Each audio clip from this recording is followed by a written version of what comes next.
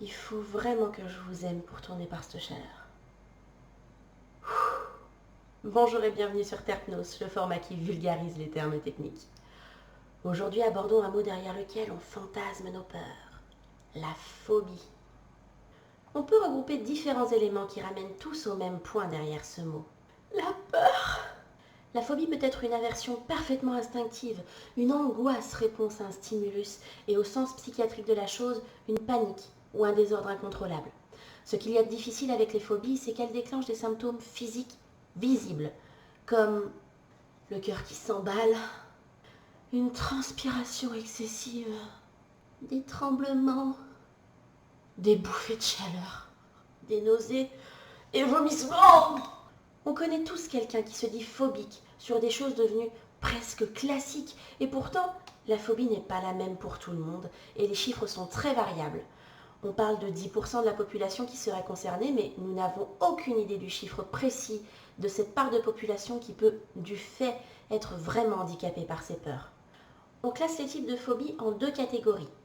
Simples, qui se développent plutôt dans l'enfance suite à un choc ou un stress inhabituel, et complexes, plus rares et dont l'apparition est encore sujette à discussion, facteurs génétiques, psychologiques, neurologiques ou environnementales.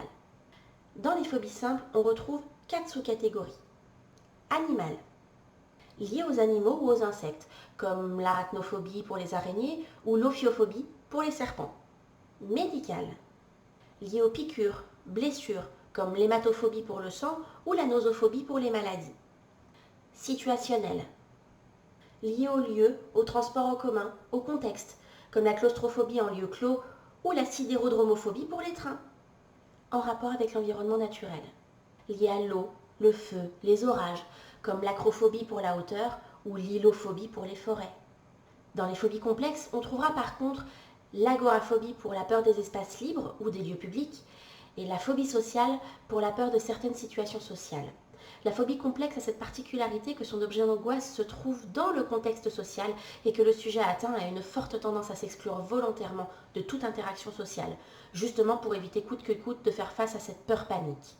Si la phobie devient envahissante, les alternatives thérapeutiques peuvent être envisagées, comme les TCC, thérapie cognitive et comportementale. Les psychothérapies analytiques, la sophrologie, l'hypnose ou des traitements médicamenteux sous prescription et suivi médical, le but étant de les éliminer pour laisser votre confiance en vous se révéler en pleine expansion.